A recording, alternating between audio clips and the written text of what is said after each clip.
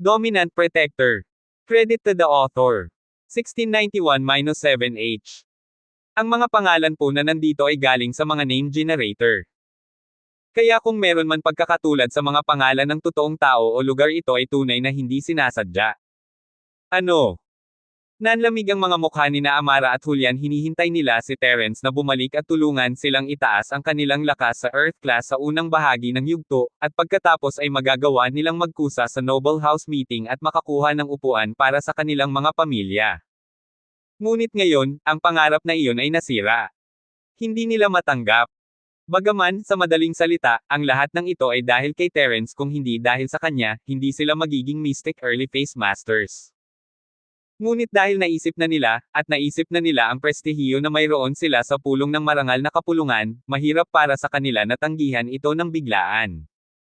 Gayunpaman, pagkatapos ng kanilang pagkabigo, pareho silang nag-isip ng isang mas mahalagang tanong. Itinaas ni Amara ang kanyang ulo at tumingin kay Terence. Ikaw. Hindi ka nakalusot sa Earth class. Nakalusot ako. Bumantong hininga si Terence at nagsimulang i-channel ang kanyang practitioner's arts, na ipinakita ang kanyang lakas kay Amara at Julian. Ngunit, hindi ko kayo matutulungang maabot ang Earth class. Hindi na epektibo ang naunang paraan. Sinubukan ko ito kay Tito Fredo kagabi, at hindi ito gumana. Hindi na alam ni Amara kung ano ang sasabihin, ngunit ang pagpasok ni Terence sa Earth class ay isang bagay na dapat ipagdiwang. Kung hayagang sinuportahan ni Terence ang House Song sa Noble House meeting, kung gayon ang House Song ay patuloy na magiging miyembro ng Noble House, at hindi magbabago ang kanilang posisyon. Pagkatapos ng lahat, ang pinakamalakas na tao sa Noble House meeting ay si Cecilio ng Bahay York, Mystic Late Phase Peak. Pinipigilan siya ni Terence, at hindi masyadong masama ang sitwasyon. Mabuti naman basta may breakthrough ka. Di bale nang maghiganti ako gamit ang sarili kong mga kamay. Hanggat kaya kong maghiganti, sobrang saya ko. Natakot si Julian na ma-pressure si Terence, kaya pagkatapos ng maikling sandali ng pagkabigo, sinimulan niyang hikayatin si Terence, sa isang boss ng Earth class na tulad mo na nagpoprotekta sa amin, hindi lang ako makakaganti, ngunit mapapanatili din ng bahay ni Colton ang kanilang posisyon. Ito ay isang masayang pagtatapos. Hihihi. Ngumiti lang si Terence. Sino ba ang nagsabing hindi ka makakapaghiganti gamit ang sarili mong mga kamay? Hindi mo kailangang maging isang Earth class early phase para makapaghiganti. Na si Daryl ay Mystic mid phase lang, kahit na nakalusot siya kamakailan, hindi siya magiging Mystic mid phase peak. Mystic mid phase. 2 level na ang mas mataas sa akin, kung Mystic mid phase peak, 3 level na yon. Early phase Mystic pa lang ako, paano ko siya lalabanan? Instructor Ying, hindi mo ako pinaglalaroan, di ba? Mapait na ngumiti si Julian. Itinuring na ngayon si Amara na isa sa mga malapit na kaibigan ni Terence. Hindi lamang malapit ang kanilang relasyon, ngunit ang dalawa sa kanila ay may isa pang layer ng matalik na relasyon. Kaya hindi na itatago ni Terence ang kanyang nakaraan sa kanya. Ngayong alam na niya ang tungkol sa kanya at kay Waijun, natural na malalaman niya rin ang side ni Julian, at para hindi masyadong malihim si Julian sa harap ng Amara. Pwede ba? Nagliwanag ang mga mata ni Amara habang gulat na nakatingin kay Terence. Go on, little dumbass. Mukhang hindi ka naman ganoon katanga kung tutuusin. Depende sa performance mo ang lahat kung maaalis mo ang titulong little dumbass sa pagkakataong ito. Nakangiting sabi ni Terence. Hindi ako tanga sa simula. Pinaikit ni Amara ang kanyang mga mata, ngunit siya ang palaging punching bag sa harap ni Terence, kaya hindi siya naglakas loob na magsabi ng kahit ano.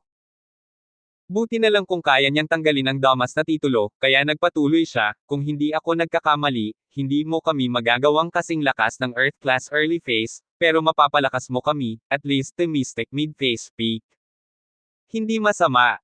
Tumingin si Terence kay Amara na may papuri. Nagkaroon ako ng utak kamakailan.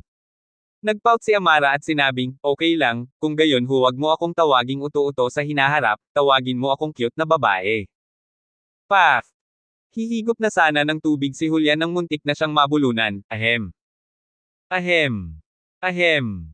Ang cute na babae ay hindi sapat. Pinaplano kong ibigay ito kay Cheryl o Yasi. Sabihin mo sa akin, bakit Mystic mid phase peak muna? Tinanggihan ni Terence ang mungkahi ni Amara Song at nagpatuloy sa pagtatanong. Dahil sinabi mo lang na hindi hihigit si Daryl sa Mystic mid-face pick, at kahit na gawin niya, makakaganti pa rin siya kay Julian bro. Ibig sabihin, maaari mo kaming itaas sa Mystic mid-face pick. Tama ako, hindi ba? Natutuwang sabi ni Amara. Tama. Tama ka, tumanggo si Terence. Kung gayon, isa pa ba akong uto-uto na babae? Maaari ka bang gumawa ng ilang mga pagbabago? Tuwang-tuwa si Amara, ang relasyon niya kay Terence ay mas malapit na. Mula sa orihinal na Miss Braindead hanggang sa isang maliit na Thomas, at ngayon ay oras na upang magbago. Actually, Amara ang tawag ko sa'yo ngayon. Silly girl, kung nagbibiro lang ako, hindi mo ba naisip na ang cute niya? Nakangiting sabi ni Terence. Totoo yan. Tumanggo si Amara pagkatapos ng ilang pag-iisip, iyan ang karaniwang tawag ng mag-asawa sa isa't isa. Tapos tawagin mo akong silly girl. Amara naman, siya na lang itawag mo sa akin, medyo awkward.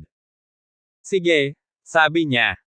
Hindi na kailangang makipagtalo ni Terence kay Amara tungkol sa mga bagay na ito, alam niya kung ano ang iniisip nito, ngunit nagpasya siyang hayaan na lang na ang kalikasan ang kumuha ng landas nito.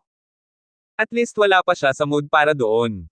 Kung gayon, ano ang pinakamataas na antas ng lakas na maaari mong itaas sa amin? Naiinip na tanong ni Julian pagkatapos nilang Amara at Terence sa kanilang panliligaw. Mystic late face peak. Iyan ang kasalukuyang limitasyon ko. Sabi ni Terence. Mag-iisip ako ng ibang paraan para matulungan kayong lahat na maabot ang Earth class. Mystic late face peak, ito. Ito ang Earth class early phase, ano ang pagkakaiba? Napatayo si Julian mula sa kanyang upuan sa gulat, akala niya ay hindi na sila makakalusot sa Earth class nang sabihin iyon ni Terence, ngunit ngayong narinig niya na maaari silang makapasok sa Mystic late phase peak, nagulat siya at natuwa.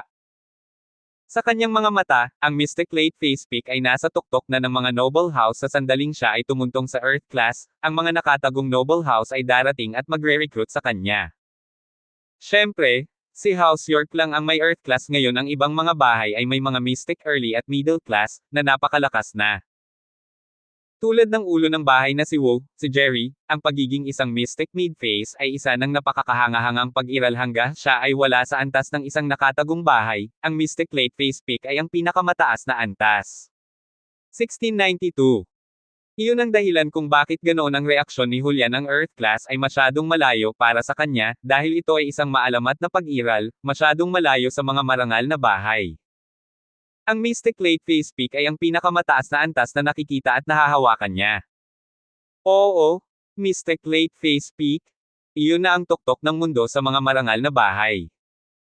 Nagulat din si Amara, nangangahulugan ito na maaari din siyang maging Mystic late phase peak. Hindi ba't masyadong mababa ang pamantayan mo? Sa itaas ng mga marangal na bahay, may mga nakatagong bahay, at sa itaas ng mga nakatagong bahay, may mga sinaunang sekta at mga sinaunang bahay. Ano ang nasa itaas ng sinaunang antas, hindi pa natin alam, ngunit tiyak na may mas mataas na antas sa itaas ng Sky class. Hindi mo ba gustong ituloy ang mas mataas na larangan ng martial arts? Mapait na ngumiti si Terence, ang pagsubok na ito ay nagbukas ng husto sa kanyang mga mata. Naisip niyang magsumikap na makapasok sa Sky class noon, ngunit hindi pa siya naging ganito kalapit dito. Nang makita niya ang Alhea, si Queen, at si Elder Duran, napagtanto niya na hindi naman pala ganoon kamisteryoso ang Sky class. Noong unang panahon, Mystic class ang layunin ni Terence, dahil ang pinakamataas na antas ng lakas na nakikita niya ay Mystic. Pagkatapos noon, nakapasok si Terence sa Mystic, ngunit ang Earth class ay pumasok sa kanyang paningin. Ngayon, ang layunin ni Terence ay naging Earth class. At nang maging Earth class si Terence, na-realize niya na hindi naman ganoon kalayo ang Sky class. Sa bawat yugto, mayroong pagtugis sa bawat yugto. Ngunit kung hindi mo maabot ang antas na iyon, hinding-hindi ka makakarating sa antas ng mga bagay na iyon. Para siyang poloka sa ilalim ng balon. Kung hindi siya lalabas, lagi niyang iisipin na kasing laki lang ng balon ang langit. Gayunpaman, nang siya ay lumabas, ang mundo ay ibang-iba. Gayunpaman, naiintindihan ni Terence ang mga reaksyon ni Amara at Julian. Limitado sa mga nakatagong bahay ang antas na kanilang pinag-uusapan ngayon. Ang sinaunang antas ay isang bagay lamang na ang mga nakatagong bahay at ilang mga normal na sekta ay may direktang contact. Para sa mga marangal na bahay, ito ay masyadong malayong maabot. Above Sky class. To be honest, hindi akalain ni Amara na magiging sky class siya balang araw. Ang pangarap at layunin ni Amara ay maabot ang maagang yugto ng Mystic class. Hanggat maaabot niya ang antas na iyon, makakabili siya ng oras para house song, at kapag lumaki na ang kanyang kapatid, masisiguro niya ang posisyon ng awiting pambahay bilang isang noble house. Ngunit kahit na iyon ay isang panaginip, isang imposibleng panaginip, ang mga marangal na bahay ay nagsanay lamang upang panatilihin ang kanilang katayuan, at hindi kailanman naisip na ituloy ang sky class tulad ng mga nakatagong bahay, na hinahabol ang immortalidad. Ngunit pagkatapos makilala si Terence, napagtanto niya na isa pala siyang pulaka sa ilalim ng balon. Ang mga bagay na hindi niya pinangarap na isipin ay unti-unting nagkakatoto sa tulong ni Terence. Hindi lang iyon, malapit na siyang maging pinakamalakas na pag-iral sa Noble House, Mystic Lake Face Peak. Hindi lang iyon sinabi sa kanya ni Terence na magiging sky class din siya balang araw, at lumakas ang emosyon ni Amara, hindi niya akalaing magiging napakaswerte niya na makatagpo ng ganoong kalakas na lalaki. Parang kailangan pa niyang magsikap, nagsimula siya ng kaunti kaysa kina Josephine, Cheryl, at Yasi, pero at least nauna siya ng isang hakbang kaysa Trixie, tama ba? Ngayong si Trixie ay maliit na asawa ni Terence, wala man lang siyang titulong tungfang. Nadama ni Amara na ang kanyang susunod na layunin ay makakuha ng titulo, kahit na ang pinakamababang ranggo ng isang tagapaglingkod, hanggat masusundan niya si Terence sa natitirang bahagi ng kanyang buhay, ang sky class ay hindi na isang panaginip. Sa pag-iisip na iyon, tumingin si Amara kay Terence na may passion sa kanyang mga mata. Palagi niyang hinahangaan ang malalakas mula pa noong bata pa siya, o hindi niya itinakda ang kanyang layunin na magkaroon ng magiging asawa na mas malakas kaysa sa kanya. Ngayon, ang kanyang layunin ay tila nakamit, at si Terence ay hindi lamang malakas, siya ay mas malakas kaysa sa kanyang inaakala. Kaya nang kumpirmahin ng Amara Song na gusto niya si Terence, ibinaba niya ang kanyang mga pamantayan. Nagsimula na ring magkompromiso ang Miss of House Song. Mabuti na lang at nasa tabi siya ni Terence. Hindi niya gustong maging babae lang siya ni Terence. May isang lumang kasabihan na ang mga tao sa pugilistic na mundo ay hindi maaaring makatulong sa kanilang sarili. Bumantong hininga si Terence, ngayon na naisip ko, ito ay totoo. Maliban kung makakahanap ka ng isang lugar na matitirhan sa pag-iisa, kailangan mong patuloy na ituloy ang mas mataas na lugar. Ang iyong mga kaaway ay lumalaki din. Kung ikaw ay tumigil, ikaw ay naghihintay lamang sa kamatayan. Tama ka. Pero, sky class. Hindi ko naisip ito dati. Ang una kong layunin ay lampasan si Amarasis, at magiging maayos ang lahat. Pero tingnan mo ako ngayon, gaano ako kawalang muwang noon. Kahit na nasa parehong antas ako ni Amara ngayon, wala na akong ibang iniisip, dahil ang lakas ko ay hindi nagmula sa sarili kong paglilinang. Nanggaling ito sa lalaking kapatid na babae ko. Kaya kung ano ang gusto ko sa kanya. Pinag-isipan ko na, bigla akong naliwanagan. Dapat kong hanapin ang pag-ibig na tunay na pag-aari ko, at hindi ang pagkahumaling at pantasya ng aking kabataan. Ha! Hindi alam ni Terence kung paano sisigot. Nakangiti lang siya. Tama, Terence, tatawagan na rin kitang boss simula ngayon. Sa tingin ko, natural na tawag sa iyo ni Chester na boss, kaya medyo walang galang na tawagin kita sa pangalan mo.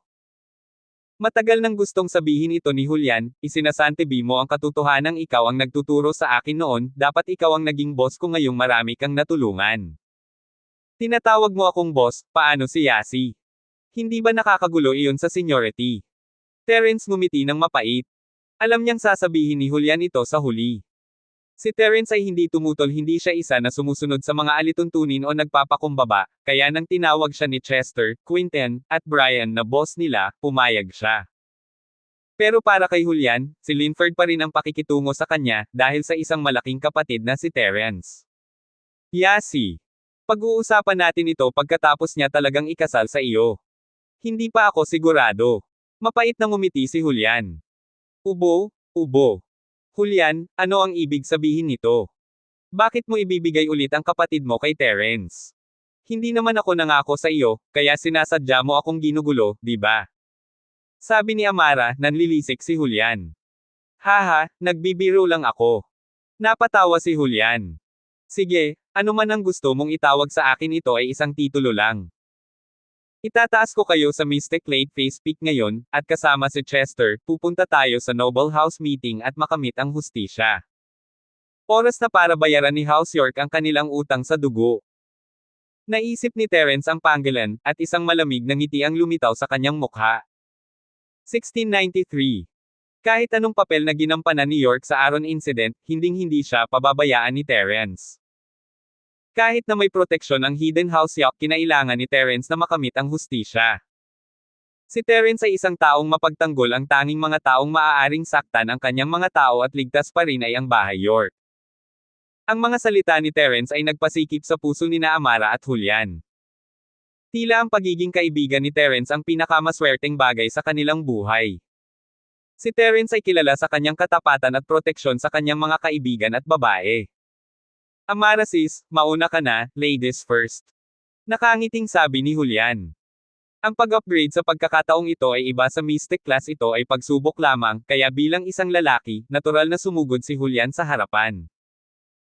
Ngunit sa pagkakataong ito, nagkaroon siya ng 100% na pagkakataon na maabot ang Mystic Late Phase Peak, kaya binigyan ni Julian ng pagkakataon si Amara, hinahayaan siyang tamasahin muna ang saya ng pagiging isang Mystic Late Phase Peak, na higitin nakita minsan sa buhay ko.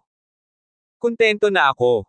Si Julian ay nagsasalita tungkol sa libingan, noong unang itinaas siya ni Terence sa Mystic Early Phase. Sa buhay na ito, nalampasan niya ang Amara sa sandaling iyon at pinakawalan ang kanyang sama ng loob. Kung gayon hindi ako magiging magalang. Umupo si Amara sa harap ni Terence at inabot ang kanyang kamay, ipinasa ito sa kanya. Pamilyar silang lahat dito, at hindi na kailangan pang magsabi ni Terence ng anuman, handa na si Amara. Hindi na nagsalita pa si Terence at nagsimulang i-channel ang kanyang sining ng Dragon Mastery, patuloy na ipinadala si Chi sa katawan ni Amara. Sumimangot si Amara, hindi niya kaya ang Chi na ganito, ngunit nagngangalit siya at nagtiyaga. Ito ay hindi isang pangkaraniwang pagkakataon na mag-level up ng ganito, ito ay isang beses sa 1,000 taon na pagkakataon. Ang ibang mga practitioner ay hindi man lang makakapag-level up ng ganito, kaya hindi naisip ni Amara na malaking bagay ang sakit. Ang lakas ni Amara ay umabot sa Mystic Late Phase Peak ng walang pag-aalinlangan, at pagkatapos niya ay si Julian. Kinaumagahan, nakapasok din si Julian sa Mystic Late Phase Peak. Bakit parang nananaginip ako? Tumayo si Julian at iniunat ang kanyang mga braso, ito ay ganap na naiiba Mystic Early Phase at Mystic Late Phase Peak, ang pagkakaiba ay parang langit at lupa. Kapag nakapasok ka sa Earth Class, malalaman mo na mag-iiba ang lahat. Sabi ni Terence. Boss, napansin ko na parang hindi ka naapektuhan pagkatapos mong tulungan kaming dagdagan ang lakas namin. Busog ka pa rin. Hindi ba't masyadong magical ito? Tumingin si Julian sa masiglang si Terence, labis na nagulat. Kailangang malaman ng isa, kung gaano katagal ang Chi para itaas ang dalawang Mystic Early Phase sa Mystic Late Phase Peak. Masasabi ng isa na kahit na ang lahat ng Chi sa katawan ni Terence ay sinipsip na tuyo, hindi pa rin ito sapat, ngunit ginawa ito ni Terence, at ang kanyang lakas ay tila hindi naapektuhan. Lolo, di ba sinabi ko na sayo dati? May gusto na ako, hindi ko papakasalan si Daryl. Tumingin si Amara kay Terence, ang kanyang mukha ay pula habang nagsasalita siya ng may determinasyon. You child? How can you be so willful? Alam mo ba kung anong kahihinatnan ang ay dudulot ng desisyon mo sa Song family natin?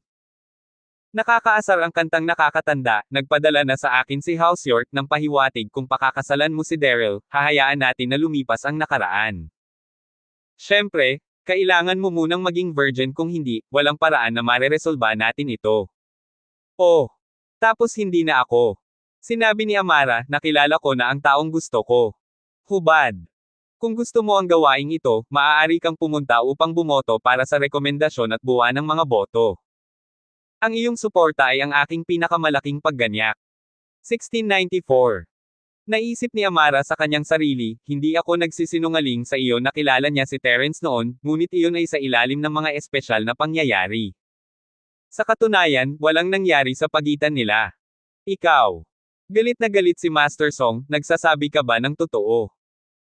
Sinusubukan mo bang patayin ang pamilya ng kanta? Bakit hindi mo isaalang-alang ang pangkalahatang sitwasyon?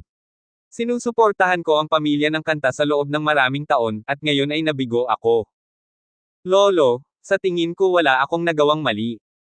Una sa lahat, nakipagtipan ka sa akin ng walang pahintulot ko, at ayoko talaga kay Daryl. Nakipagtalo si Amara. Kahit wala akong gusto ngayon, hindi ako magpapakasal sa kanya. Kaibigan ko si Julian, kuya ko. Nasugatan siya ni Daryl, at papakasalan ko pa rin siya. Hindi mo ba ako pinagmukhang masama? Ang mga salita ni Amara ay nagpatahimik sa nakakatandang kanta. Ang mga salita ni Amara ay may katuturan, at ang kantang Xander ay hindi isang matandang tanga. Gayunpaman, sa puntong ito, walang pagbabalik. Kung ang Amara song ay hindi na pangasawa ni Daryl, kung gayon ay walang babalikan. Siguradong pahihirapan sila ni House York sa Noble House meeting. Lolo, sa totoo lang, sa ganitong paraan, makakapagtulungan tayo ng bahay ni Colton para labanan ang bahay York. Baka magkaroon tayo ng pagkakataon. Pahiwatig ni Amara. Wala na siyang masabi pa. Pamilya Colton. Paano sila magkakaisa? Iisa lang ang hulya ni House Colton, at lumpo na siya. Napabuntong hininga si Xander. Sa pagkakataong ito, hindi na kayang pangalagaan ng pamilyang Colton ang kanilang sarili. Walang kwenta makipagkampi sa kanya. Huwag mong isipin na matatakasan niya ito sa pamamagitan ng marriage contract mula sa isang sinaunang sekta. Ni hindi nga natin alam kung magiging effective ang marriage contract na yan. Marahil, may iba pang kakampi ang pamilyang Colton. Nagpatuloy si Amara. Ibang mga kaalyado. Sa kasalukuyang lakas ng pamilya Colton, paano sila magkakaroon ng iba pang kakampi? Hindi masyadong naintindihan ni Xander ang mga salita ng kanyang apo, Shanshan, bakit pakiramdam ko may nakatagong kahulugan sa mga salita mo? It's nothing much. Feeling ko lang, lahat ng bagay may kanya-kanyang kagustuhan. Baka may turn of events. Sige, Lolo, kakausapin kita mamaya, sabi ni Amara. Magtatrabaho ako ngayon, at talagang abala ako. Hoy! Walang magawa si Xander. Mukhang tatanggalin na ang house song sa Noble House list for sure. Ibinaba niya ang tawag at nagkibit-balikat, I have no choice. Itatago ko lang ito kay Lolo sa ngayon. Hindi ba ako pareho? Ngayon, wala na ang pag-asa ng aking lolo, hinihintay na lang niya ang bahay ni York na magdulot ng gulo sa family meeting. Bumantong hininga si Julian at ikinuyom ang kanyang mga kamao. How's up, Daryl? Teka lang, wawasakin ko itong kahihiyan. Huwag kang mag-alala, gagawin mo. Tinapik ni Terence ang balikat ni Julian. I'll take my leave. O diba, may isa pa akong nakalimutang sabihin sa'yo. It's bad news, gusto mo bang marinig? Masamang balita. Ano ang masamang balita? Gulat na tanong ni Julian at Amara. Gusto kong sabihin sa iyo pagkatapos ng pulong ng Maharlika sa bahay, ngunit natakot ako na masayang ang iyong lakas sa paggawa ng isang bagay na walang silbi, kaya nagpasya akong sabihin sa iyo ng maaga. Sabi ni Terence. Ano ang masamang balita? May kinalaman sa pulong ng marangal na bahay. Tanong ni Amara. Hindi tama iyon. Ang sabi mo ay maaari mong sabihin sa amin pagkatapos ng pulong ng marangal na bahay. Ang masamang balita ay hindi ka makakapag-cultivate sa iyong sarili sa hinaharap. Sabi ni Terence, nabigo. Hindi ako makapag-training mag-isa. Kumurap-kurap si Amara, ngunit may bigla siyang naalala, ang sinasabi mo ay kung mag-isa tayong maglilinang, walang silbi at walang pag-unlad, di ba? Tama, iyon na. Tumango si Terence, ang chi na ipinadala ko sa inyo ay masyadong dalisay. Nagiging sanhi ito sa inyo na tanggihan ang espiritual na chi ng natural na mundo. Ang espiritual na chi ng natural na mundo ay walang epekto sa inyo. Gaano man kayo magsanay, wala itong silbi maliban kung pupunta kayo sa mga lugar na may saganang espiritual na chi. Gayunpaman, hindi madaling makahanap ng ganoong lugar. No wonder, kaya ganito. Sinabi ko na dati, wala pa akong pag-unlad noong nagsasanay ako. Kaya iyon ang dahilan. Sabi ni Amara, biglang naliwanagan. Oo, nabanggit mo ito minsan. Hindi ko ito binigyang pansin, ngunit natuklasan ko ang kakulangan na ito sa kalaunan. Mula ngayon, hintayin mo muna akong mag-level up, o gagawa ako ng mga elixir para sa inyo pagkatapos kong matutong gumawa ng elixir. Sabi ni Terence. Alchemy. Gusto mong matuto ng alchemy. Natigilan sina Amara at Julian, hindi pa sila nakipag-ugnayan sa alchemy dati, ngunit sila ay mula sa mga marangal na bahay, pagkatapos ng lahat, at may access sa ganitong uri ng impormasyon.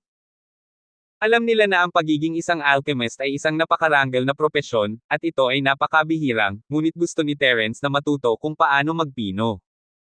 Intensyon lang, hindi ko pa nakakamit. Nakangiting sabi ni Terence. Hindi napigilan ni Amara at Julian na humanga kay Terence. Ang lakas talaga ng loob niyang mag-isip. Ang Terence ngayon ay sapat na ang lakas kung siya ay naging isang elixir master, hindi ba kahit na ang mga sinaunang sekta ay kailangang sumipsop sa kanya.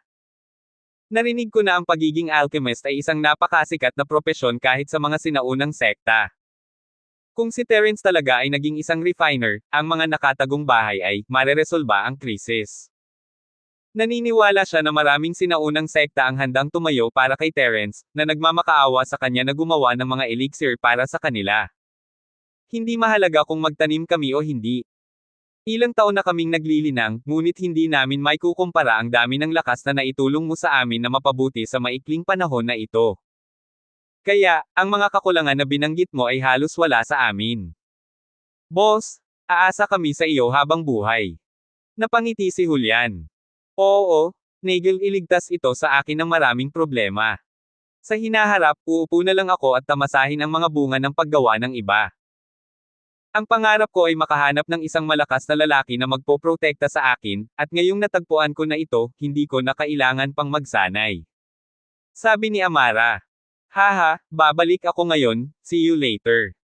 Hindi sumagot si Terence sa kanya at mabilis na lumabas ng kwarto. Tulad ng masamang mood gaya ng elder song ng house song na si Xander ay ang elder ni House Wu na si Wu, Jerry. Iba ang mood ni Jerry sa kanila.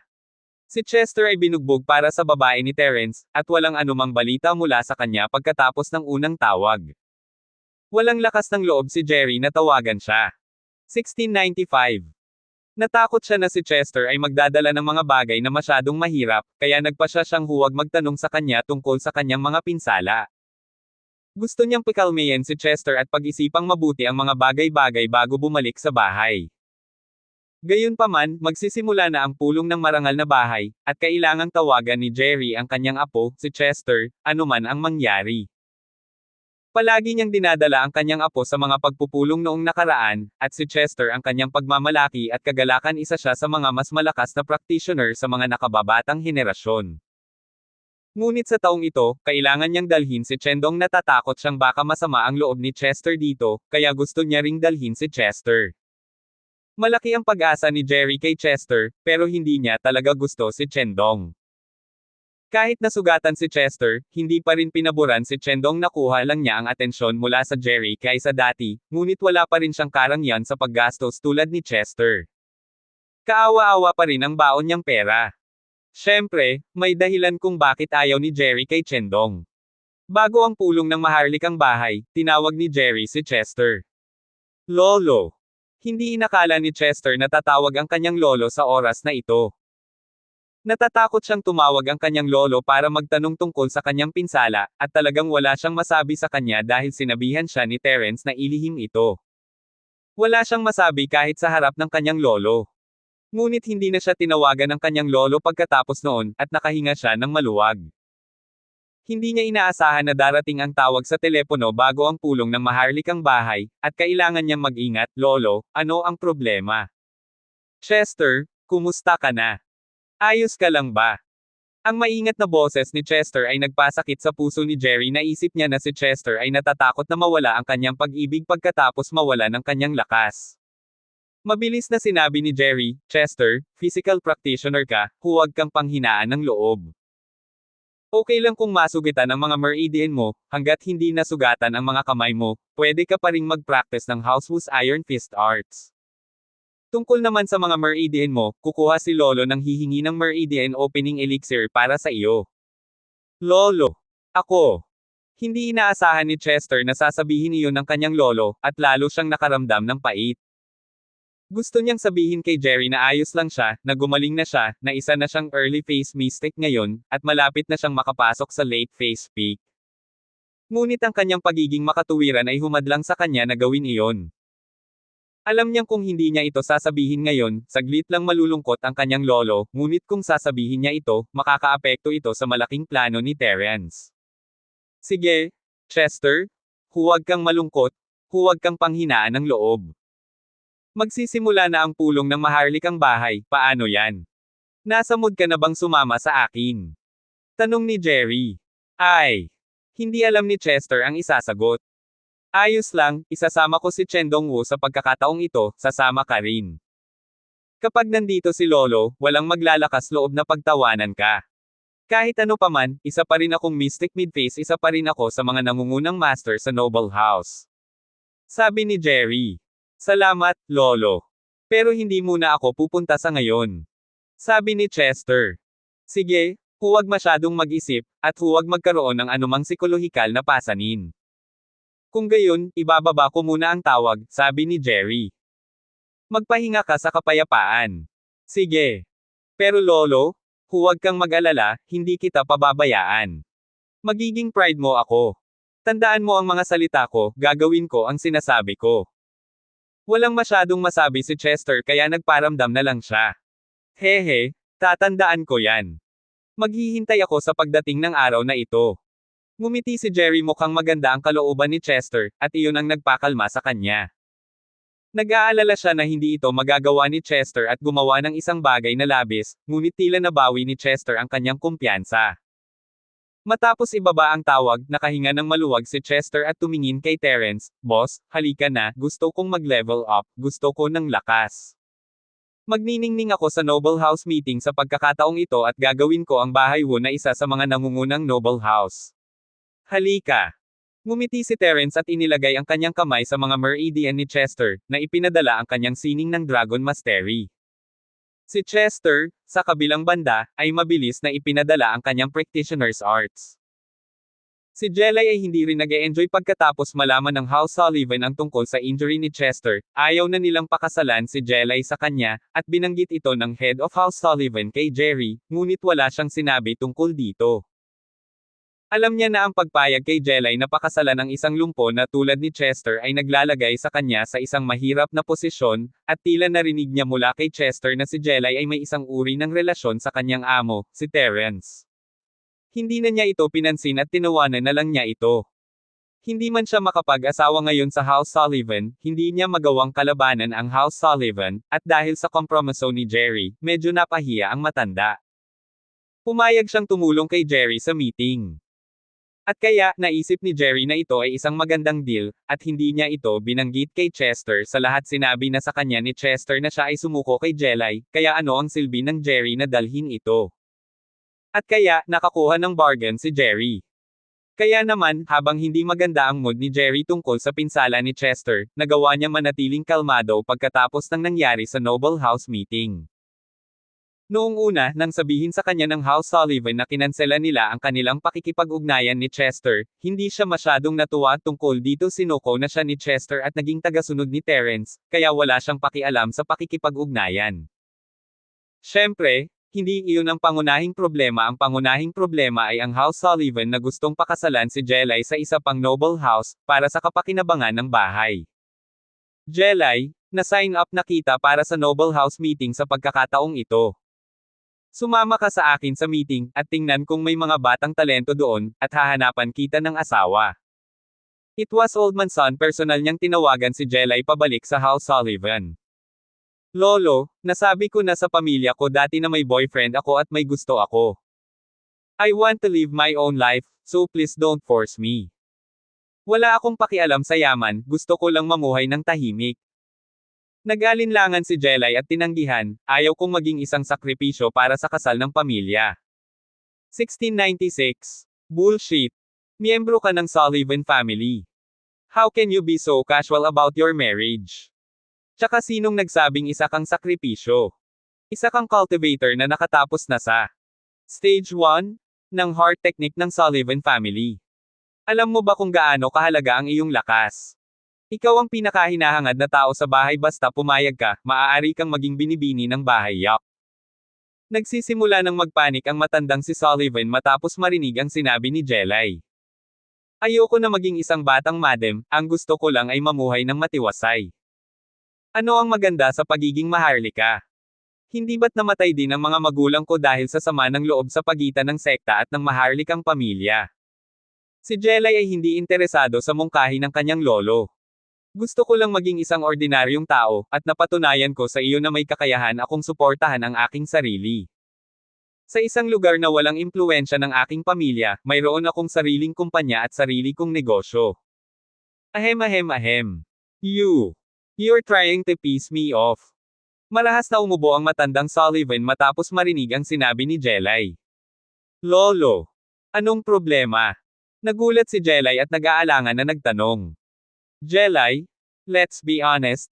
Lolo na ang oras, wala na akong maraming taon. Bumantong hininga ang matandang lalaki na si Sullivan, puno ng kawalan ng magawa ang boses niya, kaya, kailangan kong mag-ayos ng maaga. Kung hindi, malalagay sa panganib ang ating pamilya Sullivan. Ano? Lolo, ang katawan mo. The last time I saw you, hindi ka pa ba masyadong malusog? Kinasusuklaman ni Jelay ang pamilya ng kanyang big uncle. Ang kasal sa bahay na si Wu ay iminungkahi ng kanyang big uncle, at hindi talaga siya pinilit ng kanyang lolo, kaya kahit na hindi niya gusto ang House Sullivan, mayroon pa rin siyang nararamdaman para sa kanyang lolo. Noong bata pa siya, tanging ang kanyang kapatid na si Trent at Lolo Sullivan ang gumamot sa kanya. Akala ng iba ay hindi siya miyembro ng House Sullivan. The last time you saw Lolo was 2 years ago, right? Tanong niya. Sabi ng matandang Sullivan na may mapait na ngiti. Ako. Sumakit ang puso ni Jelay. Jelay, hindi kita pinilit pagdating sa kasal. Dapat mong malaman na noong dumating ang pamilya Wu para mag-propose, gusto ko lang na magkaayos kayo. Wala akong ipinangako sa iyo. Sa mga ikatlong henerasyon ng mga bata, bagaman hindi ko sinasabi, ako talaga ang higit na nagmamahal sa iyo. Noong bata ka pa, dapat mong maunawaan na kapag nagkagulo ang iyong kapatid, ikaw, at ang iyong kapatid, pinagalitan ko sila. Sabi ng matandang lalaki na si Sullivan. Alam ko. Mahinang sabi ni Jelay. Ngunit kailangan mong malaman na bilang isang pamilyang child of the Sullivan, ito ay isang hindi nababagong katotohanan.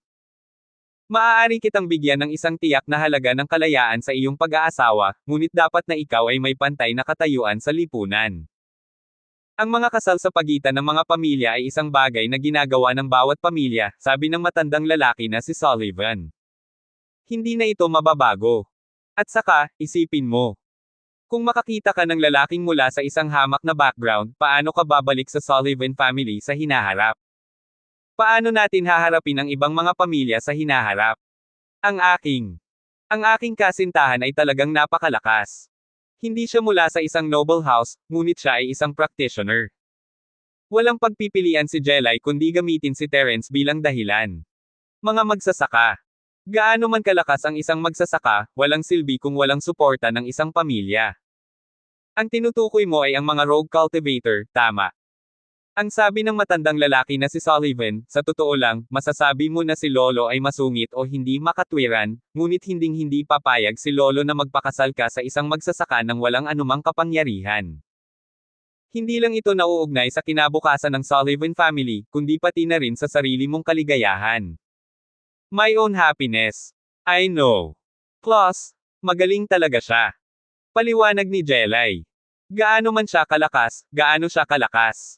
Maaari ba siyang maging isang Mystic Class Master? Tanong pabalik ng matandang Sullivan, kailangan mong malaman na kapag ang isang practitioner ay umabot sa Mystic Class ay halos hindi na nila makukuha ang respeto sa amin na mga marangal na bahay. Gayunpaman, sa mata ng mga tagumpay, sila ay ilan lamang sa mga thugs at alapiers, ang kanilang katayuan ay mas mababa kaysa sa aming mga marangal na bahay. Kaya, Jelay, ituring na lang ito bilang huling kahilingan ng lolo bago ako mamatay. Anak ng noble house, right? Lolo, siya. Isa siyang mestiko. At mukhang napakahusay niya sa medisina, walang magawang sabi ni Jelay.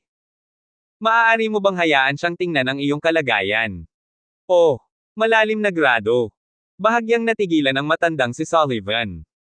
Casual lang ang sinabi niya, pero hindi niya akalain na mystic pala talaga ang practitioner boyfriend ni Jelay. Bagaman, sa mga mata ng mga nakatagumpay, ang isang mystic ay hindi kahit na kasing halaga ng isang gintong miyembro ng klase, ngunit sa mga mata ng mga bahay, ang mystic class ay isang napakakahanga-hangang pag-iral. Lalong nag-iisip ang matandang son kung ang practitioner boyfriend ni Jelay ay isang mystic, kung gayon kung pumayag siyang pumunta sa House Sullivan at maging manugang, kung gayon ang House Sullivan ay magkakaroon ng isa pang mystic master na wala sa hangin ito ay napakalaking bagay. Ang pamilyang Sullivan ay isang pamilya ng mga auxiliary at hilang cultivator, kaya walang master ng labanan sa pamilya, kaya magandang bagay na magkaroon ng isa pang master ng labanan. Ito ay magdadala ng mas maraming benepisyo kaysa sa pag-aasawa sa ibang mga pamilya. Oo, isa siyang mastiko. Sabi ni Jelay, pinagtibay ang sarili. Siya ay nagsasalita tungkol kay Terence, ngunit si Terence ay walang kinalaman sa kanya. Kung ganoon nga, bibigyan kita ng pagkakataon ibalik siya sa House Sullivan. Kung totoo ang sinabi mo, hayaan mo siyang sumama sa amin sa pulong ng maharlikang bahay. Sa isang mastiko, magandang pagkakataon para sa House Sullivan na ipakita ang ating mukha. Siyempre, ang saligan ay dapat siyang pumayag na maging manugang ng pamilyang Sullivan. Sabi ng matandang lalaki na si Sullivan. Ha! Sapat na ba ang unang kondisyon ng matanda para mahirapan ang pag-uuwi ni Jelay kay Terence? At dumalo sa Noble House meeting. Papayag ba si Terence? At ngayon, gusto niyang pakasalan si Terence sa kanilang pamilya. Bakit hindi na lang patayin si Jelay para sa problemang ito? Ano ang mali? Hindi ito maaaring kasinungalingan, tama. Kumunat ang noo ng matandang si Sullivan sa tanong ni Jelay. Hindi yun, okay lang na makilala mo siya. Pero pwede ka bang maghintay ng kaunti? Ayoko pang isa publiko ang relasyon natin, at sa tingin ko ay hindi siya papayag na magpakasal sa manugang. Isa siyang mystic class master kung tutuusin. Mapait na sabi ni Jelay. Binigyan na kita ng pagkakataon. This is my bottom line. Sabi ng matandang Sullivan, kung sasali siya sa pamilya namin ng Sullivan, lalo pang tataas ang lakas ng pamilya namin ng Sullivan. Matatanggap ko iyon. Pero kung pakakasalan ka lang niya, sa kanya ka na. Mas mabuting humanap ng malaking pamilya para mapapangasawa. 1697. Ay, susubukan ko. Walang magawang sabi ni Jelay. Tatanungin ko muna siya. Sige, hihintayin ko ang balita mo. Pero kung hindi siya pumayag, o kung hindi siya mystic, hahayaan na lang natin.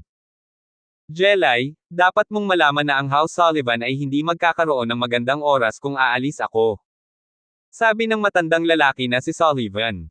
Ay, I know. Jelay sighed. Hihintayin ko ang iyong balita. Sabi ng matandang lalaki na si Sullivan. Kung gayon, Lolo, mangyaring alagaan ang iyong kalusugan. Biglang naalala ni Jelay ang ilan sa kanyang mga alaala noong bata pa siya. Ang kanyang lolo ay isang mahigpit at mapagmataas na lalaki, medyo isang lalaking chauvinist, ngunit talagang mabait ito sa kanya. Huwag kang mag-alala, kahit na ang aking katawan ay hindi maganda ang kondisyon, maaari pa rin akong tumagal ng 1 o 2 taon at panoorin kayong magpakasal at magsimula ng iyong sariling mga karera. Sabi ng Old Sullivan. Bagaman tila hindi makatwiran para sa kanyang lolo na hilingin sa kanya na magpakasal sa ibang pamilya, binigyan siya ng isang pagpipilian. Ito ay mas mahusay kaysa sa mga magulang na direktang nagpasya sa kasal ng kanilang mga anak. Ngunit, paano niya sasabihin kay Terence? Ang pagpapanggap bilang kanyang kasintahan para linlangin si Chester ay ayos lang, ngunit para linlangin ang kanyang lolo. Malalaman kaya ng kanyang lolo. Nalulugi si Jelay, wala siyang choice kundi i-dial ang numero ni Terence. Hello. Katatapos lang tulungan ni Terence na mag-level up si Chester nang dumating ang tawag ni Jelay. Ngumiti si Terence at kinuha ito, hinahanap ang dakilang magnanakaw. Terence. May kailangan akong kausapin sa iyo, pwede ka bang sumama? Mapait na ngumiti si Jelay, wala siya sa mood makipagbiroan kay Terence. Masyadong biglaan, at ano ang dapat niyang gawin kung hindi pumayag si Terence na bumalik sa kanya? Ngayon. Hindi alam ni Terence kung bakit siya hinahanap-hanap ni Jelay, ngunit kanina pa niya iniisip na huminahon at pag-aralan ang kasanayan, parang hindi niya magagawa iyon sa ngayon. Ngayon, okay na ba? Talaga? Sabi ni Jelay na medyo nag-aalala. Sige, nasaan ka? Pupunta ako dyan.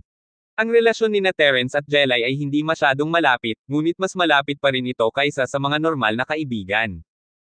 Dahil lang sa naging tagasunod ni Terence si Chester kamakailan, kaya hindi na niya iniistorbo si Jelay.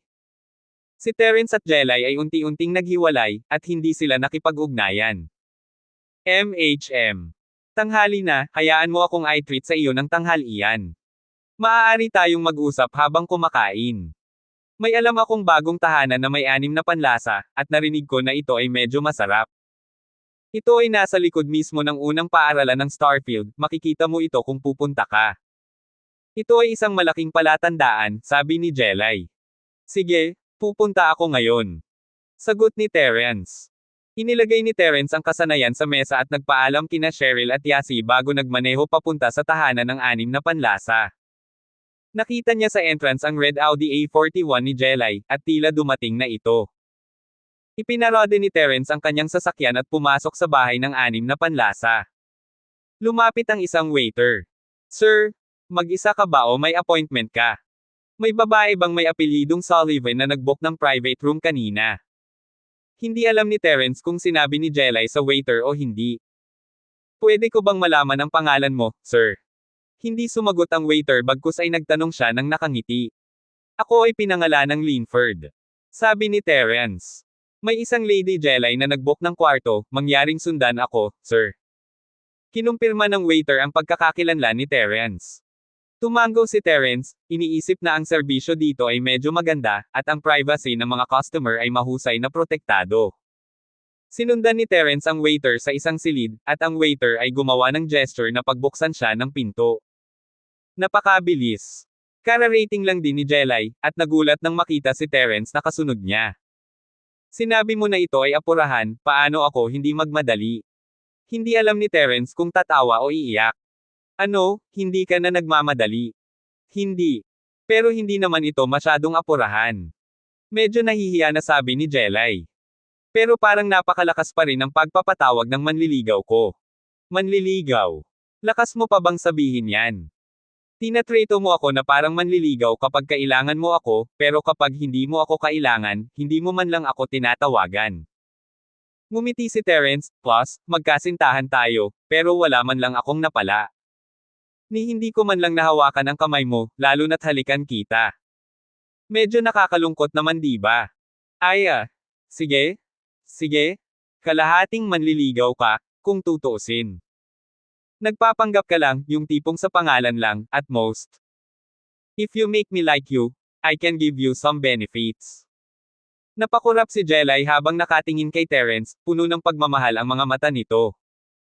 Halika, hindi ako naniniwala sa iyo. Huwag mo akong subukang lokohin. Kung wala akong oras na mag-aksaya sa iyo, mas gugustuhin kong umuwi at yakapin si Josephine. Nagkibit balikat si Terence, hindi nahuhulog sa pang-aakit ni Jelay. Nga pala, ano ang lakas mo ngayon? Sabi ni Jelay, may naalala noong binanggit ni Terence ang mga practitioner. What's wrong? Bakit bigla mo na lang natanong yan? Alerto si Terence matapos marinig ang mga salita ni Jelay hindi dahil sa hindi siya nagtitiwala sa kanya, ngunit ito ay isang kritikal na oras. Magsisimula na ang Noble House meeting, at ang lakas ni Terence at ng mga taong nakapaligid sa kanya ay kailangang ilihim. Kung hindi, magiging mahirap kung mahanap ni House York ang Hidden House York bilang external na tulong. At si Jelay ay mula sa House Sullivan, masyadong kailangan mag-ingat si Terence. Wala siyang gaanong pakikipag-ugnayan kay Jelay, ngunit sinabi sa kanya ng kanyang instincts na hindi siya nito sasaktan. Nag-aalala lang siya na baka magamit siya ng ibang pamilya nang hindi niya nalalaman. Pagkatapos ng lahat, alam ng lahat kung ano ang nangyari sa pagitan ni Chester at Jelay, mga taong hindi alam na maaaring magsimula sa Jelay, at kailangang maging maingat si Terence. Siyempre kapaki-pakinabang, sabihin mo lang sa akin. Hindi napansin ni Jelay ang pagbabago sa ekspresyon ni Terence habang binabalikan niya ang menu. Hindi ba katulad ng dati? Hindi mo ba alam? Tanong ni Terence. Malalim na grado. Mystic mid-face. Hindi masyadong sigurado si Jelay, wala siyang masyadong maalala noong panahong iyon, ngunit nagulat siya na si Terence ay isang practitioner din. Ang pag-practice ni House Sullivan ay medyo ibang uri, at hindi siya gaanong sensitibo sa mga antas ng lakas gaya ng ibang mga practitioner. Medyo. Sagot ni Terence, huwag muna nating pag-usapan ito sa ngayon. Bakit mo ako hiniling na sumama? 1698. Umorder muna tayo ng mga ulam. Nabalitaan ko na ang mga lutuin sa bahay ng anim na panlasa ay si boss mismo ang lumikha. Ang lahat daw ng pampalasa na ginagamit sa mga ulam ay hindi hihigit sa anim na lasa, tanging toyo, suka, asin, asukal, MSG, at sili. Gayunpaman, ang lasa ay napakasarap. Ang tindahang ito ay hindi kabilang dito dati, paliwanag ni Jelay. Kakabukas pa lang ng chain, at matagal ko nang gustong subukan ito, pero wala lang akong oras. Napakaraming bagay sa kumpanya. Ikaw din ang batang miss ng Sullivan family, bakit kailangan mong pagod na pagod? Kumusta ang kumpanya? Tanong ni Terence. O tama, may kumpanya si Chester na malapit nang mamatay, gusto mo bang kunin ito? Handa na ang lahat, manager na lang ang kulang. Big miss. Hahaha. Mapait ang ngiti ni Jelay habang iniiba niya ang topic, samahan ni Chester. Kaya ko naman, pero papayag ba siya? Siya. Hindi ba niya sinimulan ang kumpanyang iyon para lang magpakitang gila sa harap mo at makuha ang atensyon mo? Ngayong underling ko na kayo, wala na akong ideya tungkol sa iyo, kaya natural na abandonahin ang kumpanya. Pera pa rin ni Turner Wang ba at Wang daw, sabi ni Terence. Walang pakialam si Chester. That's good. Nanlaki ang mga mata ni Jelay sa pagtataka nang marinig na si Chester ay tagasunod ni Terence. O tama, gusto kong tanungin ka last time, bakit ka tinawag na boss ni Chester? Hindi naman siguro dahil mas malakas ka sa kanya kaya siya. Ano man ang mangyari, si Chester pa rin ang young master ng bahay ni Wu. Kahit na siya ay baldado, hindi na niya kailangang tawagan ang isang freelancer na si Terence na kanyang boss, di ba? At parang inamin niya ito bago siya napilayan, at ang dahilan ay dahil sa babaeng nagpoprotekta kay Terence. Nadama ni Jelay na ito ay medyo kaina hinala maaaring mukhang tanga si Chester, ngunit siya ay isang napakayabang na tao. Kung hindi dahil sa mga katangian ni Terence, hindi niya ibinaba ang sarili para maging tagasunod ni Terence, at hindi siya papayag na masaktan ang sarili para lang maprotektahan ang babae ni Terence.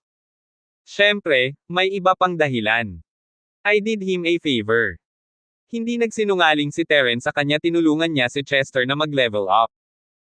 Pamilyar si Terence kay Jelay, ngunit nakabantay pa rin siya ang kanilang relasyon ay wala sa yugto kung saan maaari nilang pag-usapan ang anumang bagay na gusto nila. I see. Hindi masyadong nagtanong si Jelay may mas importanteng bagay siyang kakausapin kay Terence, at wala siyang pakialam kay Chester, ikaw. Pwede ka bang magpanggap na boyfriend ko ulit? Hindi ba palagi akong nagpapanggap? Sabi ni Terence na may mapait na ngiti. Kung ganoon, pwede ka bang sumama sa akin sa bahay? Tanong ni Jelay. Ha? Nanlaki ang mga mata ni Terence, halos mapatalon. Umuwi ka na. Ikaw. Lumpo si Chester, at ginamit ng aking lolo ang dahilan na ito para tanggihan ang kasal ni Wu sa bahay, ngunit gusto pa rin niya akong pakasalan ang anak ng isang noble. Ngunit sinabi ko sa kanya na mayroon akong kasintahan, at siya ay isang practitioner, isang mystic. Sinabi ni Jelay kay Terence ang kanyang pakikipag-usap sa kanyang lolo. Kaya nga, gusto kang makita ni lolo. At saka, gusto kanyang maging manugang. Paf! Niluwa ni Terence ang isang subo ng tsaa. Ang pag-uwi kasama si Jelay ay sapat na sa sakit ng ulo para kay Terence, at ngayon ay gusto na niya maging manugang. May mali ba? Alam kong napakahirap para sa iyo, ngunit wala akong ibang pagpipilian. Napilitan akong gawin ito. Anyway, peke ito, kaya tiisin mo na lang. Sabi ni Jelay, nakatingin kay Terence ng malungkot. I don't believe your expression. Palagi kang niloloko ng tao. Sinusubukan mo akong linlanggan mula noong una kitang makilala, sabi ni Terence, pinunasan ang kanyang bibig. Sige, sa totoo lang, magdudulot ito ng problema sa iyo, ngunit wala na talaga akong ibang pagpipilian. Mapait na ngumiti si Jelay, isang malungkot na ekspresyon sa kanyang mukha. I'm actually a different person in the Sullivan family. Wala akong apelyido, at bagamat pinalitan ko ito ng Sullivan, hindi talaga ako sumanib sa Sullivan family. Naawa si Lolo sa background ko at tinatrato ako ng maayos noong bata pa ako, pero naging tinek ako nito sa pamilya ng tiyuhin ko. Ang panganay na anak at ang unang apo ay hindi na mahal tulad ng pag-aalaga ko sa akin ng matagal ko nang nililigawan. Pamilya. Si Terence ay may magaspang na pag-unawa sa background ni Jelay, at hindi niya maiwasang makaramdam ng kaunting emosyon nang makita niya ang totoong nararamdaman nito, napakaawa ng background mo, ngunit hindi mo kailangang magpanggap sa harap ko, dahil tinatrato kita bilang isang kaibigan. Oo, hindi ako nagpapanggap. Sabi ni Jelay. Kasanayan lang minsan. Pero masisiguro kung totoo lahat ng sinabi ko sa'yo ngayon. Hindi ako nagsisinungaling sa'yo. Hehe, tapos gusto ka nilang pakasalan kay Chester. Ngayon, gusto mong pakasalan ka sa ibang marangal na pamilya, kaya ginagamit mo ako bilang isang kalasag. Tanong ni Terence. Iyon na. Tumango si Jelay. Kung gayon, naisip mo na ba na hindi ito isang pangmatagalang plano? Paano kung ako ay malantad? Hindi ako makakarating sa iyong beck and call, di ba? Plus, isang manugang na nagpakasal sa ibang pamilya. Kahit peke, paano ko tatanggapin iyon? Sabi ni Terence. Sa palagay ko hindi mahalaga kung pinakasalan ka niya o hindi. Sabi ni Jelay. Hanggat maaari mong gawin na kilalanin ka at kilalanin ni Lolo, iyon lang ang mahalaga. Acknowledging me. Natatakot lang ako na baka ito ay maging peke at totoo pagkatapos niya akong kilalanin. Marami pang isinaalang-alang si Terence, isa na siyang Earth class ngayon, at kung talagang ipinakita niya ang kanyang lakas sa harap ng matanda, kung gayon kahit na hindi siya nagpakasal sa pamilyang Sullivan, malamang napapayag ang matanda dito. Ngunit ang problema ay ang relasyon ni na Terence at Jelay ay peke, hindi totoo. May tiwala ka ba? Napangiti si Jelay na biglang may naalala. O tama, mukhang hindi maganda ang kalusugan ng lolo ko. Pwede mo ba siyang tulungang tingnan? Oo naman, pero natatakot ako na mas maaprubahan niya ako pagkatapos basahin ito. Ano ang mangyayari sa hinaharap? Naisip mo na ba? Tanong ni Terence. In the future. We'll talk about future matters. Kung hindi ko talaga kaya, papakasalan na lang kita. Nakangiting sabi ni Jelay. Niloloko mo na naman ako, sabi ni Terence. Hindi, sincere ako. At least, mas kilala kita kumpara sa ibang bahay na hindi ko kilala, mas mabuting pakasalan ka kaysa sa kanila. Sabi ni Jelay. Kung gayon, paano ang Josephine at Trixie? Tanong ni Terence. Ako ang magiging malaki, at sila ang magiging maliit. Kahit ano, ako pa rin ang Miss of House son, hindi mo naman ako basta-basta gagawing mistress, di ba? Sabi ni Jelay. 1699. Ha ha ha ha. Tumawa si Terence, baka hindi mo nasasabihin pagkatapos malaman ang pagkakakilanlan ni Trixie. Ang pagkakakilanlan ni Trixie. Napakurap si Jelay. Ang kanyang katawan ay espesyal, at ang sect master ay nagustuhan siya. Siya ay kinuha bilang isang disipulo sa ngalan ng kanyang master, at siya ang susunod na master ng Ice Palace. Sabi ni Terence. Ano? Tumalon si Jelay, narinig na niya ang tungkol sa Ice Palace noon, at alam din niya ang tungkol sa pagsubok, ngunit ang mga bagay na ito ay napakalayo sa antas ng marangal na bahay. Habang malayo sila, mas nabigla siya, si Trixie ang magiging pinuno ng isang sinaunang sekta. Kung ikukumpara, biro talaga ang pagkakakilanlan niya bilang binibini ng Sullivan family. At saka, ayaw ni Trixie na maging pangunahing asawa. Siya pa rin ang magiging pangalawang asawa. Sabi ni Terence. Ako. Nagbibiro lang ako. Medyo nalungkot si Jelay, isang awkward na ngiti sa kanyang mukha. Masyadong nakakagulat ang balita ni Terence, si Trixie ang magiging master ng Ice Palace. Itago mo itong sikreto. Huwag mong sabihin kahit kanino. Gustong subukan ni Terence ang karakter ni Jelay, kaya sinabi niya sa kanya ang isang bagay na tila hindi mahalaga sa ngayon. Ang insidente ni Trixie ay hindi makakaapekto sa plano ni Terence, at kahit na magkaroon ng balita, mas lalo nitong matatakot ang Hidden House Yacht. Ngunit ayaw niyang gumawa ng ganito, ang lakas niya ang pinakamahalaga, kung tutuusin. Ang paggamit ng Ice Palace bilang isang dahilan upang iligtas ang kanyang buhay ay isang beses o dalawang beses, ngunit hindi na ito magiging kapaki-pakinabang. Si Trixie ang magiging sect master ng Ice Palace, ngunit sa hinaharap lang iyon hindi pa siya.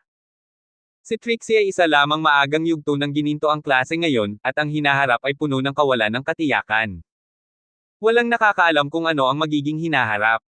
Dagdag pa, si Terence ay hindi isang taong mahilig umasa sa iba, lalo na sa isang sky class na babae. Kung ginamit ni Terence ang kanyang pangalan para manloko ng mga tao, pagtatawanan siya ng babae. Huwag kang mag-alala, naiintindihan ko. Wala akong sasabihin. Seryosong tumango si Jelay, pero, kung ipagkakalat ang bagay na ito, hindi ba ito magpapalakas sa iyong lakas? Ayokong umasa sa mga babae. Hindi masyadong nagpaliwanag si Terence. Sa katunayan, wala siyang pakialam na sumandal kay Trixie dahil babae niya ito. Pero iba ang Althea. Si Terence ay ayaw sumandal sa kanya. So, pumayag ka ba sa hiling ko? Sinabi ni Lolo na dapat kitang dalhin sa Noble House meeting. Sabi ni Jelay. Magsasalita pa sana ako tungkol dyan. Gusto kong maghintay hanggang matapos ang pulong ng Noble House, pero dahil pumanaw ka rin sa Noble House meeting, baka makita mo ako doon. Sasama ako sa kanila, sabi ni Terence. Ibang tao. Chester. Tanong ni Jelay. Oo. Tumango si Terence. Ayos lang, magkita tayo sa Noble House meeting. Nakahinga si Jelay ng maluwag, na para bang natupad na ang hiling niya. Pero hindi mo kailangang mag-alala masyado. Hanggat gumaling ang sakit ni Lolo, magiging kalmado na ako. Kapag umalis ako sa pamilyang Sullivan, hindi na ako mapipilitan. Oh, may balak kang iwan ang Sullivan family. Hindi napigilan ni Terence na magtanong habang tinitingnan ang dismayadong mukha ni Jelay. Hindi siya isang taong mahilig makialam sa negosyo ng ibang tao, ngunit mahilig siyang makialam sa kanyang mga kaibigan na negosyo. Sa pagkakataong ito, kung hindi lang sinabi ni Lolo na hindi maganda ang takbo ng kanyang katawan, at baka hindi na siya magtagal. Hindi sana ako pumayag dito. Malungkot na sabi ni Jelay, buntong hininga, halos 2 taon na akong hindi nakabalik sa Sullivan family. Sabi niya, sino ang mamamahala sa pamilyang Sullivan sa hinaharap? Siya ba ang iyong Kuya Trent o ang anak ng iyong tiyuhin? Biglang tanong ni Terence. Napakurap si Jelay, hindi sigurado kung bakit ganoon ang itatanong ni Terence. Hindi yun sigurado. Hindi pa rin ibinunyag ni Lolo na hinahayaan niya ang panganay na tiyuhin o bunsong tiyuhin na pumalit sa pamilyang Sullivan. Naiintindihan ko. Kung si Trent ang pumalit sa House Sullivan, mas magiging masaya ka ba at hindi gaanong stressed? Mahinang sabi ni Terence. Oo. Maganda ang relasyon namin simula pa noong bata pa kami. Ngunit gusto ko pa ring umalis sa House Sullivan. Pagkatapos nito, gusto kong bumalik sa dati kong tahanan at tingnan ang aking mga magulang, lumang tirahan. Marahil ay sira na ito ngayon, ngunit gusto ko pa ring puntahan. Sabi ni Jelay. Naiintindihan ko, maganda rin ang impression ko kay Trent. Tumango si Terence, may naisip na siyang plano. Kung ang matandang lalaki ng House Sullivan ay sapat na matalino upang hayaan si Trent na magmana ng House Sullivan, kung gayon ay tutulungan ni Terence ang House Sullivan na panatilihin ang kanilang posisyon sa pulong ng marangal na bahay. Tungkol naman sa iba pang mga marangal na bahay na hindi malapit kay Terence, paalisan na lang niya sila. May oras ka pa ba? Pwede mo ba akong samahan? Hindi alam ni Jelay kung bakit, pero nagtanong siya bigla. Hindi niya ito sinasadya, nakaramdam lang siya ng kalungkutan, lalo na sa mahabang paglalakbay. Mas magiging madali kung may kasama siya, at wala siyang tunay na kaibigan maliban kay Terence. Pag-uusapan natin ito pagdating ng panahon. Masasabi ni Terence kung gaano kalungkot si Jelay, at hindi niya ito tinanggihan ng tahasan. Okay, then you've promised me. Hindi ka pwedeng tumanggi pagdating ng panahon. Ang mga mata ni Jelay ay kumikislap sa palihim. Kailan ako pumayag? Napakurap si Terence. Hindi ka pumayag. Tanong ni Jelay. Hindi alam ni Terence kung tatawa ba siya o iiyak. Natatakot ako na wala akong oras. Paano ito, sasama ako sa iyo kung may oras ako. Ang oras ay parang cleavage. Magkakaroon ka nito kung pigain mo ng kaunti. Sabi ni Jelay. Kung gayon, bakit hindi mo subukang ipilit ang isa para sa akin? Hindi maiwasan ni Terence na sumulyap sa kwelyo ni Jelay. Hindi ko na kailangan magpilit, pero kung gusto mong makita. Hindi ko na kaya. Kapag naging official lover ka na, ipapakita ko sa'yo. Sabi ni Jelay. Pagkatapos ay nanalo ako ng tea. Mayroon akong isang malaking dibdib na yase sa bahay. Maaari ko siyang tingnan anumang oras. Sabi ni Terence. Pervert. Sabi ni Jelay. Ako. Isang pervert. Tinuro ni Terence ang sariling ilong, hindi sigurado kung dapat ba siyang tumawa o maiyak.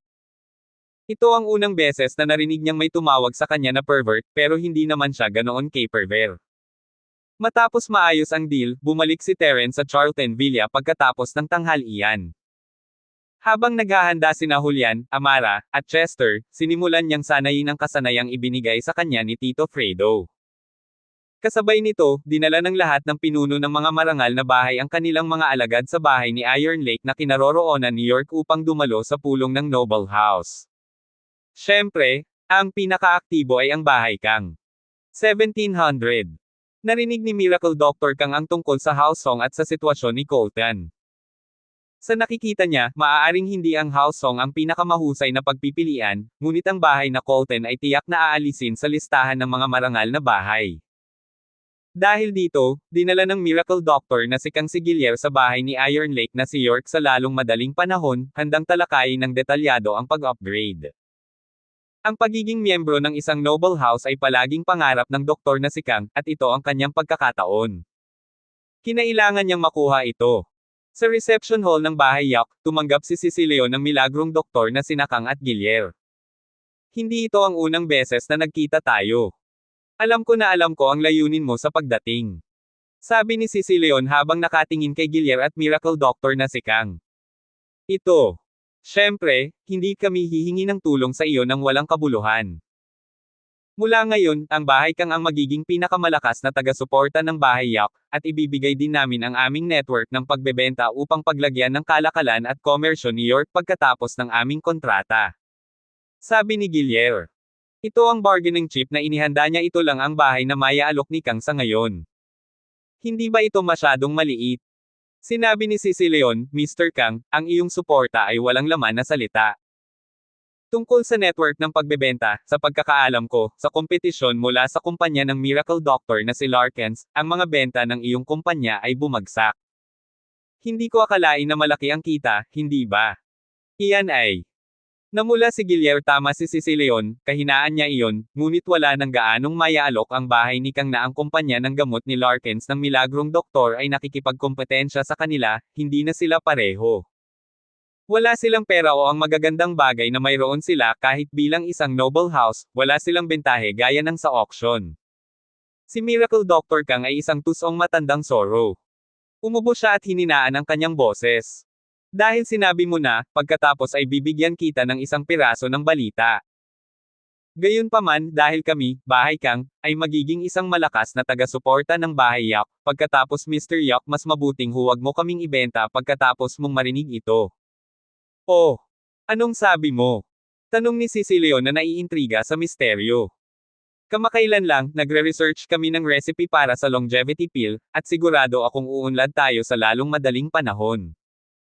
Kapag nagawa na natin ang pill, pagkatapos ay ilagay ang posisyon ni Kang. Hindi ko na kailangang sabihin ito, dapat mong maunawaan. Patuloy ni Miracle Dr. Kang, I can guarantee na lahat ng pill na gagawin ko ay ibibigay muna sa bahay York. Ano ang iniisip ng pinuno ng bahay York tungkol dito? So sinasabi mo na hindi pa ito na-develop? Kalmado si Cecilion, hindi siya nabulag sa mga salita ni Miracle Dr. Kang. Oo naman. Kahit hindi mahirap, sobrang effort pa rin. Dapat mong malaman na kami ang naghahanap ng makakatrabaho mo, Master Yok, ngunit ang iba pang mga marangal na bahay ang hahanapin sa amin kapag tapos na kami sa tableta. Ang sabi ni Miracle Dr. Kang na walang itinatago. Hindi tulala si Cecilio na iintindihan niya ang ibig sabihin ng milagrong doktor na si Kang, ngunit ito ay isang sugal. Sinasaliksik ni House Kang ang tableta, ngunit hindi nila alam kung magagawa nila ito.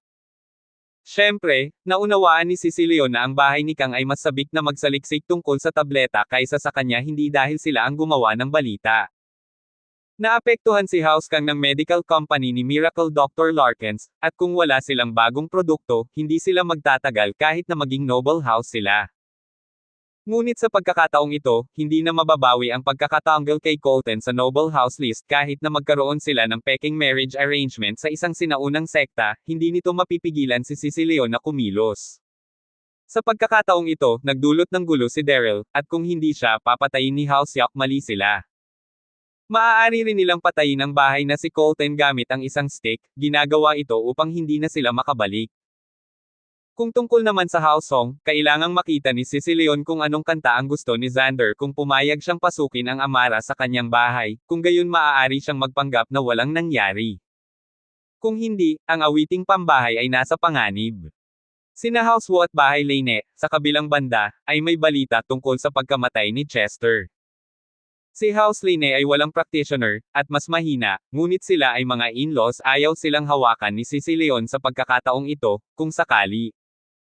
Dagdag pa, hindi naging madali ang paghahanap ng ibang mga bahay para punan ang mga bakanteng lugar para sa mga marangal na bahay. Kung mas maraming walang laman ang mga lugar doon, mas hindi gaanong mahalaga ang mga spot.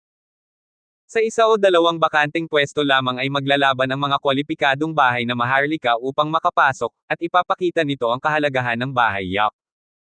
Sa hitsura nito, si House Kang ay tila sumasang-ayon sa mga kondisyon at sinusubukang mapalapit sa kanya. Maya-maya, tumango si Sicilion, sige, tutulungan ko si Kang na maging noble house sa pagkakataong ito. Pero kailangan ko munang sabihin ito kung wala kang magandang produkto sa loob ng mahabang panahon, magiging madilim ang kinabukasan ng bahay Kang. Alam namin iyon. Gagawin namin ang aming makakaya, sabi ni Miracle Doctor Kang sabay tango. Sige, ang pulong ng Noble House. Maaari rin kayong sumama, at makipagtulungan sa akin kung kinakailangan. Aalisin ko ang pamilya Colton sa listahan ng mga Noble House, at kayo ang hahalili sa kanila. Sabi ni Sicilion. Okay, naiintindihan ko. Huwag kang mag-alala, Head of House Yak, susundin namin ang iyong pakay. Mabilis na sabi ni Gilier. Magkikita pa naman tayo. Sabi ni Sicilion habang pinupulot ang kanyang tasa. Hindi bobo si Miracle Doctor Kang at Gilier, alam nila sa gesture ni Sicilion na gusto niyang umalis sila. Tumayo sila, kung gayon, hindi ka na namin iistorbahin, pinuno ng bahay Yak. Magpapalam muna kami, ngunit tiyak na pupunta kami doon para sa pulong ng marangal na bahay. Daryl, tulungan mo akong paalisan si Old Master Kang. Sabi ni Sicilion kay Daryl. Elder Kang, Mr. Kang, please. Magalang na sabi ni Daryl, ngunit iniisip niya ang Amara. Hindi niya alam kung nakapagdesisyon na ba ang kanyang ama. Ganyan lang si Daryl, sa mas maraming hindi niya makuha, mas lalong nangangati ang kanyang puso. Sa katunayan, hindi si Amara ay walang kapantay sa kaganda. Sa loob ng mga marangal na bahay, may mga taong kapantay niya sa hitsura at background. Naroon si Jasmine mula sa bahay na si Lynette, si Jelay mula sa House Sullivan, at syempre, may ilang iba pang mga batang babae na hindi kasing ganda, ngunit sila ay mula rin sa mga marangal na bahay. Ngunit pagkatapos makita ni Daryl ang Amara, nagkaroon siya ng pagnanais na sakupin siya. Ang mas maraming kanta na tumangging sundin ni Amara, mas gusto niyang makuha siya. Salamat po at sinamahan ninyo ako, ingat lagi mga master.